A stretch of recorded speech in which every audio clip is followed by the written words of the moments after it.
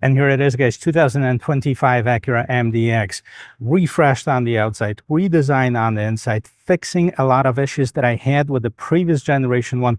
Today, I'm with Gettle Acura in Sarasota, Florida, and I'm going to take in a complete tour of this vehicle. We're going to check it out as far as the design, engine, technology, and of course the test drive. So if you like watching videos like this, don't forget to check out the rest of my channel, hit that like and subscribe button.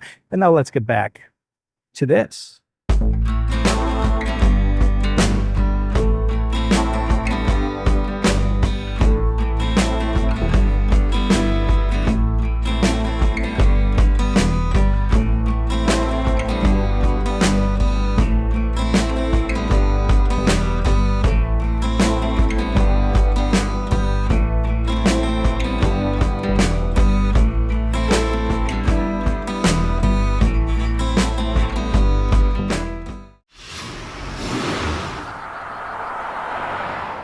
2025 model year marks 25th year of the Acura MDX here in the United States, a very popular luxury midsize SUV.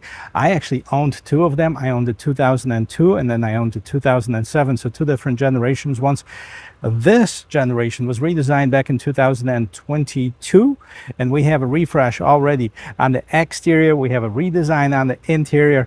And I gotta tell you, I'm excited because Acura fixed a lot of things that I had an issue with on the previous generation. Well, let's get right to it. On the outside, it looks very similar. However, we get this new front fascia. We have the new front grille. It's a little bit bolder, a little bit more stylish. We still have this huge Acura logo right here in the middle, behind which there's a lot of Acura watch technologies. These are the safety system. And we have this dual eye LED lights with chicane style daytime running lights, turn signals. The new air curtains, they're bigger, they're bolder on the side, allowing more air to pass through for better aerodynamics of this vehicle. We also have this fascia down here at the bottom that is wide open for air to go through and help with cooling of the engine. Now let's pop the hood. Let's see what it is. Underneath the hood, 3.5 liter. Naturally aspirated V6, 290 horsepower, 267 pound-feet of torque, made it to a 10-speed automatic transmission. This vehicle is available as either a front-wheel drive, which is this one, or you can also have the SH all-wheel drive. Now, as far as the gas mileage, you have 19 and 26 for the combined number of 22. Underneath the hood, you have the hood strut, some sound insulation, double latch for that extra safety and security. And Acura claims that this vehicle is 10% quieter due to more insulation in the door panels, due to the more insulation in between the engine compartment and the passenger cabin. So I'm definitely going to check that out while driving it at the end of this video. And overall, the shape of this vehicle hasn't changed much. It's still nice, stylish, and sporty. If you like the color of this particular one, they call it liquid carbon. This is the MDX Tech trim. Let's take a look and see what we have. As far as the wheel and tires, we have 20-inch rims. I like the color of it, polished aluminum on the outside, gray on the inside, Bridgestone Alenza tires, and we have the 255 by 50s, the tire size, of course, the fully independent suspensions. As you can see around the wheels, we have a slight trim with this matte black. Kind of wish that it was the same color as the rest of the car. We have some chrome accents, and that includes around the windows and here at the bottom portion of the door. Inside the mirrors, we have the turn signals. We also have the blind spot assist system, and we have the smart entry system on in this vehicle. So as long as you have the key somewhere on you, you don't have to press any buttons on it. As long as you get close to this vehicle, stick your hand inside of the door handle and it will open up for you. Virtually no changes right here in the back. We have an all LED tail lamps, MDX on one side. We have the rear view camera, big Acura logo. Kind of wish that this was hidden maybe underneath the gate up on top. And up on top of the gate, you have, of course, the third brake light as well. Dual exhaust tips. Now these are real things. This is not imitation. And let's wave my foot underneath here, see if I can open this up, because it is a power tailgate. Okay, if not, I just push the button. Let's see how much room we have. And inside you'll have 18.1 cubic feet of storage space, which is not bad, slightly less than on the Pilot because of a different design. See, it's a little bit more sloped right here, not allowing you to have as much space. But anyways, you can still fit in a couple carry-ons in the back behind the third row seats, which are up. And you can also fold down the third row seats, which we're going to get to in just a second. You have the power outlet. You also can close the door. There's another button on top of the gate as well to do that. And as far as folding down the seats, see these levers right here? What they do is once you push on them, they fold down the headrest, and then you just fold down the seats. And that allows you to have this much space behind the second row seats, which by the way can be folded down too. Now, if you're tall enough, you might be able to push it, but that's just going to push this seat forward. All right. Anyways, all the seats folded down. You have about 95 cubic feet of storage. What's here for the third row passengers? Just a cup holder. So I don't see any charging. I don't see any ventilations, no vents. Yeah, they kind of be needed for this size of a vehicle, especially if you're on a long trip. So let's check this out. What's underneath here? Just a little bit more storage. It looks like you have a funnel to help you with filling up this vehicle. No spare tire is present on this vehicle, so just be aware of that. This is what we have for cargo. Let's see what we have for passengers. Starting with this rear door panel, what do we have here? We have the rear sunshade manual one. This is all soft. This is soft, of course. Those inlays, leather wrapped armrest. We have the polished aluminum trim, Bang & Olufsen steer, part of that technology package. First time available on non like the Type X or the top of the line trim.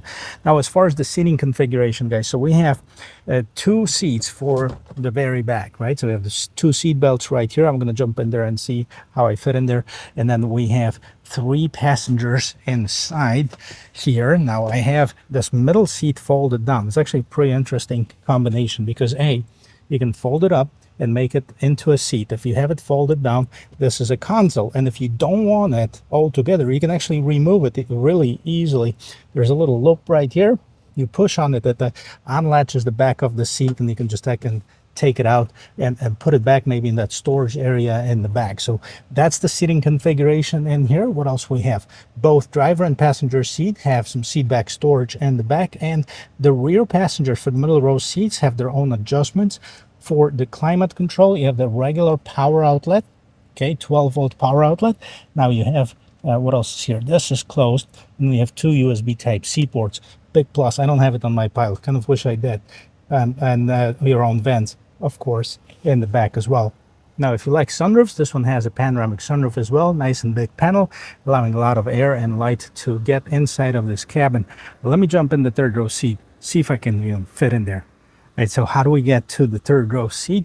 Push this button. It's going to fold on the back of the seat. It's going to move it out of the way. It's going to allow you this much room to get in. Let's check it out. So here it is, guys, the third row seat. You know, as far as the headroom, you can see I'm pretty confined in here. As far as the headroom, I have this much headroom on top, and not too much. The seats, yeah, they're kind of small. They're for kids, basically. Let's see if I have the new room. So here it is, guys. If the seat was all the way back, I would definitely not have enough room. As you can see, my knees are resting on it. Now, if I move this seat just a little bit, maybe an inch or so, I'd have enough space for a short drive. Now, this is pretty confined space in the back. I'm not going to lie. I'm almost 6 feet tall. And here in the front, if there was somebody my size sitting here, that would be limited on space as well. So basically for kids only. And here's another thing, guys. Here's the seat unlatched on the back. So you can take it out basically as such. This is not a very light seat, but I think anyone who can lift about 40 pounds should have no problem doing it. And latch it back in here if you need to. Not as much room in the third row seat. Let's see what's going on here in the second. Okay. All right, can I move this slightly back? Yes. See, this was the seat at first. I had it moved up so the rear passenger can fit in there as well. My size, can we compromise? Yeah, but it would be like this much from the front seat, which is adjusted to the driver's comfortable position, driving being me, almost 6 feet tall. Now, if I move the seat all the way back, I have a reasonable amount of room, probably about 1.5 inches. I also have plenty of headroom and plenty of shoulder room. And I got to tell you, those seats are very comfortable. They also have this theater seating, which means that the second row passengers are sitting higher than the front row passengers, giving you a better view on the road ahead of you. Well, let's see what's going on in the front. And before we get in, let's listen to the sound of the closing door. Boom. I gotta tell you, one of the best in its class, one of the best overall. I'm gonna do it again from the inside, but let's check this out. See what's going on here in front. Basically the same setup. Big Bang & Olufsen speakers. We have the 3 memory seat settings, of course, window mirror lock controls. You have the gate release, bit more storage. Yeah, you can fit a little bottle of water in here. The speakers, again, at the bottom, both driver and passenger seats have the power adjustments, including on the driver's side, you have the lumbar support up, down, and sideways as well. Nicely bolstered seats. They're very, very comfortable. This is probably one of the things that Acura does best as far as the comfort of the seats. Now, safety features here: traction control off, parking sensors off, and dimmer. That's what you have. Electronic parking brake. And you have the power adjustments for the tilt and telescoping steering wheel. Let me jump inside. I'll show you the rest of it. Now, listen to this sound, guys. Boom. Nice and quiet. So check it out, guys. 2025 Acura MDX interior. I'm so excited about this because one of the biggest flaws in this vehicle was on the interior. I'm going to tell you what it was in just a little bit, but let's take a look at the design. Piano black, not my favorite, but looking very elegant. You have some polished aluminum trim. This is kind of simulated leather. Bang & Olufsen stereo on the side. Now check this out. On the right hand side, you also have 3 memory seat settings. This is for your passenger too, so Acura doesn't forget about the passengers. You also have your, of course, your own controls for the seats, including the lumbar control. 12.3-inch screen with Google Infotainment system, guys. This one doesn't have the head-up display. The higher trim levels, I think, do. And then let's take a look at the steering wheel. Nice and sporty. No flat bottom here, but we have the pedal shifters in the back. On the left-hand side, you have the power button, volume button, and then there's adjustments that you can make with a scroll wheel, menu, and back. We're going to check this out, what that does. Here is your adaptive cruise control settings, lane keep assist, again, the info system, and big Acura logo right here in the middle. Now it's thicker in the right places. Of course, fully digital instrument cluster. On the left hand side, you have a tachometer. On the right hand side, you have the speedometer. Let's see if we have any other views that you can do. So now on the main menu, you have the back, phone, FM, AM, USB, Bluetooth, Apple CarPlay, Android Auto, Alexa customized display. That's what we're going to do. Menu content. Okay, you can basically check it or uncheck all of these. Now we're going to go back out of here all the way. This is what can be displayed in the middle. Now let's see if we have anything that can be displayed on the right hand side. That trip computer A, trip computer B. Okay, safety support, settings, trip computer, navigation, pretty cool, right? Maintenance, tire pressure, G meter, driver attention level, seat belts. Who's not wearing them? Me. Okay, blank, safety support. Okay, and settings. Again, push to change, speed, distance, unit, gauge layout. See the gauge layout. We had advanced. Let's see the crafted ones. There you go. I like this better, don't you? Now we're in the normal driving mode. Let's see what other modes are available. So we have sport. Look at this, making it nice and sportier. Now we have normal, comfort, snow, and that's it. I'll show you the cool animation on the side. Let's take a look. So this is snow mode, comfort, normal, and sport. Look at this, nice and sport. All right, well, back to here. This is pretty much what we have as far as the customization of this instrument cluster. Enough. I think that's good enough for most people. You have this big speed display right here in the middle of the vehicle. Is brand new. 88 degrees outside, 9 miles on. We're in the sport mode. That's where we're going to keep it at for test drive. Now, this was the biggest issue that I had with this vehicle prior to this year. If you remember, the previous generation wasn't touchscreen, and it had this trackpad right here to control it. Here or here, I'm not sure. But anyway, somewhere down here at the bottom.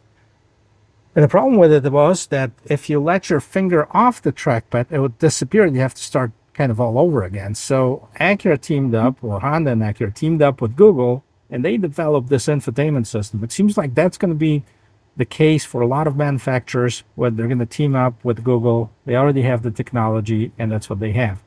So we have the Maps, Phone, FM, Play Store. You can see you can download your favorite apps from the Play Store. Apple CarPlay and Android Auto, both of them are standard. Both of them are wireless. Vehicle settings, general settings, profile settings, ambient lighting. Let's see this. Change colors based on the dynamic mode. Okay, so comfort. We can change this, normal, and this, and sport and red. Yep, that's how it's done. Icefield Parkway. Not sure what that is. All right, we're going to change it based on the dynamic mode. Now, it is bright outside, so I don't see much of that lighting anyway here, but I would assume that it's all around the cup holders. It's down here in the footwells.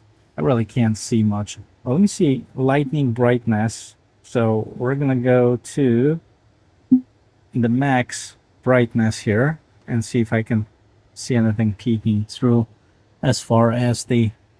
No, unfortunately. Maybe when the lights are turned on or off.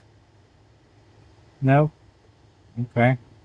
I guess I have to come back at night and check it out. So go back to the main screen.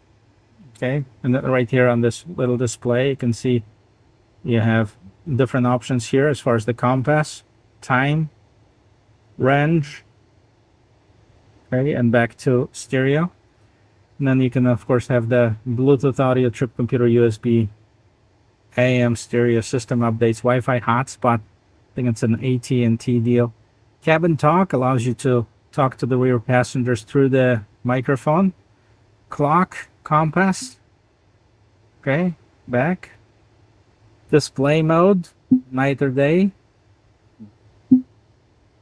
Okay, this is basically just the brightness. And then we have all apps. So you can see which ones are showing and which ones are turned off. If you have ones that you're never going to use, then you just turn them off. Okay, go to Maps. Now this is what I like. I'm a Google user, Android user. This is really basically Google Maps. Very nice, bright, visible, accurate. Okay, I think that's the right decision for them to make it this way. Now rear view camera, put it in reverse. Okay, we have 3 different angles basically. Now this is not the top of the line model. I believe that the top of the line model, which is the Type S, gonna have the Acura Watch 360, which is a new feature. I'm gonna try to bring that on the channel as well, because not only it's got more technology, but it's also has the more powerful engine. And with these updates, I think it's gonna be a nice vehicle to showcase on the channel as well. But overall, decent quality, not bad at all. Okay, put it in park so we don't roll. Down here at the bottom, you have the climate control settings, climate control shortcuts. Okay, you have the automatic as far as the seats, so auto adjustments, and you can have heated seats. I'm just gonna leave them on auto. I think it's gonna be... Does it have ventilated seats? I don't feel anything blowing through here, but maybe. Okay, this is where you change the dynamic mode. This is your transmission. We've seen that on Acuras in previous years. Charging station, USB Type-C, USB Type-A. Okay, we have the brake hold. Turn off that electronic start-stop button. Oh, look at this, guys. This is where that ambient lighting is. Right now, you can see it. We're in the sport mode, so it's going to be red. Can change that to normal, white, blue, and white. Okay, so at least we know there's some light that's peeking through some parts of the vehicle. Bit more storage here. Volume control. Okay, here you can change the seek track basically for your stations. And here's your new Acura remote. Now we have the engine hold, so that's basically a remote starter here. Lock on, lock, hold for the power gate, hold it for the panic button. This is driver 1 on the Acura key. Nice and solid key. And we have the wireless charging pad cup holders. A bit more storage here. Okay. And you can, of course, open this up. You have 2 additional USB Type-C, one for data, one for charging, and we have the HomeLink system in this frameless mirror. And this is where you open your panoramic sunroof. I'm going to push this cover all the way back. See how much light it has. You can also, of course, slide it open. It's a one-touch operation. You have the nice windscreen, and a lot of air can get inside of this cabin. Sunglasses holder, illuminated mirrors. This is it, guys. What do you think about this interior? I think it's a much needed update. I'm really excited about having the touch screen right here, getting rid of this clunky trackpad. I didn't like it. Well, let me know what you think about it. Now let's talk about pricing and take this for a spin. All right, so let's take a look at the pricing. So the base Acura MDX front-wheel drive starts at $52,250. That's including the destination charge. If you go with the SH all-wheel drive, that's super handling all-wheel drive, $54,450, about $1,200 for the all-wheel drive system. Now we have another one with the MDX with the technology package, which is this one, kind of a midline trim. Front-wheel drive starting at $57,650, all-wheel drive $59,850. We're going to the A-Spec. A-Spec $62,850. It's standard with the all-wheel drive. Now we have the A-Spec or MDX with advanced package. That's $67,350. If you want to combine the two, A-Spec with advanced package, now you can. $69,350 at the top of the line. The Type S, $76,300. Guys, this is pretty good price. Let's talk about the segment that it competes with. Now this goes against the luxury midsize SUVs. So of course the main competitors would be like the RX, the Lexus RX, the Infiniti, the Q60. Now we're also having the Korean competitors. The Genesis enters the market with the GV80, and then we have the X5 GLE as far as the Mercedes-Benz. All right, V6. Okay, all of the features that you have here on this vehicle. This is the MDX with technology package, 290 horsepower. Okay, you get at 50. Let's see what the sticker on it is. Sticker says 58,250. Now the only option on this particular one is the color, the liquid carbon color, $600. 58,250. Try that for Mercedes-Benz, try that for the Lexus with the same equipment. This is definitely by far the least expensive out of the luxury SUVs. Now, I would personally opt in for the super handling all-wheel drive. It is a great system, and I'm a big fan of all-wheel drive vehicles, even though I live in a climate where some people might think that, hey, we don't need the all-wheel drive. Yes, we do. It rains quite a bit.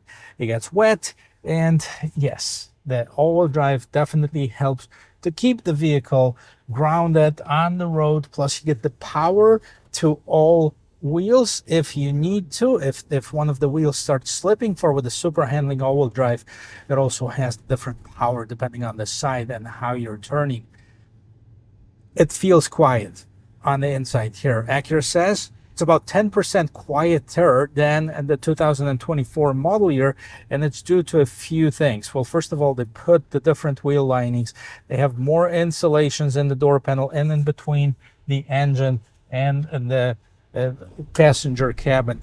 They also included the thicker glass, the acoustic glass in the back as well. So that is another feature that makes this vehicle quieter than the previous generation one, and it is. But you can feel, you can hear the sound of the engine. This V6 naturally aspirated, that feels completely different than the turbocharged engine, where most of them gonna have some of the turbo lag, waiting for that turbo to spool to give you that boost of power. This one doesn't have it.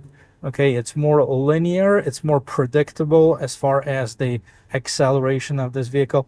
It's not crazy fast. No, even with the Type S, which is much faster at 355 horsepower, I mean, that's very respectable. But let's face it, guys, the base Mercedes Benz, it's got 255 horsepower, the GLE, and it comes with a 4-cylinder turbocharged engine.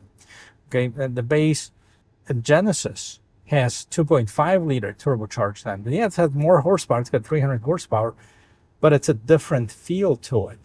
And with the Acura, of course, being a part of Honda, reliability, dependability, the quality of build, I think we have a winner here.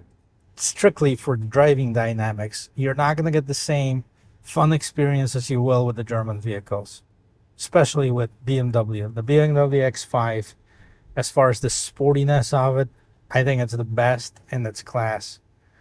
But then again, you know, you're going to spend tens of thousands of dollars more.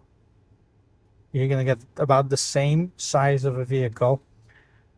And let's face it, the reliability, not as good. I hope we're going to have this stretch of road that I can open it up a little bit to see how it accelerates from a stop. And then there's going to be a few corners on that road.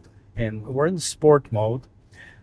Now, this particular one doesn't have the adaptive suspension. You'll have to go for the Type S to get the adaptive suspension on the MDX, which is still, by the way, now $76,000 on the MDX with the adaptive suspension, 355 horsepower. I mean, you go to the next Mercedes-Benz from GLE 350, you go to the next one that's a plug-in hybrid, you go to the V6, and you're pushing close to $100,000. The same thing with BMW. They have the S40, X40, of course, the base models, which is the inline six-cylinder. There's a great engine on the BMW. And then you go up from there to the 50s, the more powerful engines, and then you're going to be, you know, 80s and 90s. Lexus has been redesigned as well. It's only available with a 4-cylinder engine for this year, but they have 2 different engine options, including the more powerful on the RX 500, a really nice powertrain on that as well. And then, of course, we have the Infiniti. Very similar numbers as far as on paper. You're going to get the QX60. It just didn't feel as good as this for some reason. To me, I might be biased. And here you go, guys. We're going to stop right here. See if I can open it up a little bit. Okay, we're at 0, and let's go.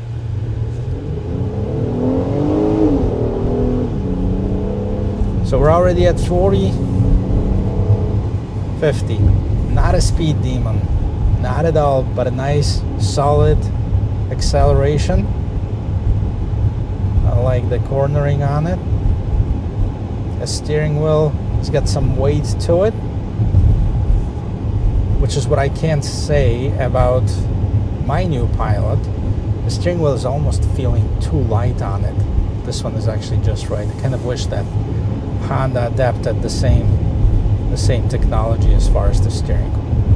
To sum it all up, guys, let's talk about what's good or what could be improved on this vehicle. To me, the looks of it, A+. I love the looks of it. Nice, sleek, stylish, elegant design. I like the technology. They definitely fixed what I didn't like about the previous generation, and I wasn't hiding it, and that was this screen right here. There wasn't touchscreen, and I didn't like the trackpad on it. I think that's a huge improvement as far as what Acura has done. The quality of build, I've always been a big fan. I like the seats in the front, nice, supportive, yet comfortable at the same time. Now, what could be improved? I'm thinking to myself, and I think the only area that I can see that this vehicle could improve, of course, other than power, because who can use more power, right? More power for everything? Yes. Well, you know, you can get the Type S, kind of remedies that. 355 horsepower, definitely respectful in the segment. But as far as the design, that third row seat. Now, I know there's not much that can be done as far as the roominess of it. And, you know, most people can live with this, but maybe give those passengers a little bit of comfort creatures in the back, such as charging for their cell phone, maybe vents, so they don't sweat or they don't freeze in that third row seat. That would be my only area of improvement that I can see of this vehicle. I think they put out a really, really solid vehicle. I'm excited about it. I really want to check out that new A spec with advanced package. That would be great. Also, I'm going to try to bring the Type S as soon as the dealership gets one in stock. They just sold one yesterday, so I missed out on that, but there's going to be other ones coming. Guys, thank you very much for watching. I hope this video is helpful. I hope you learned 1 or 2 things, and if you did, don't forget to check out the rest of my channel, hit that like and subscribe button, and I'll see you in my next video. Cheers.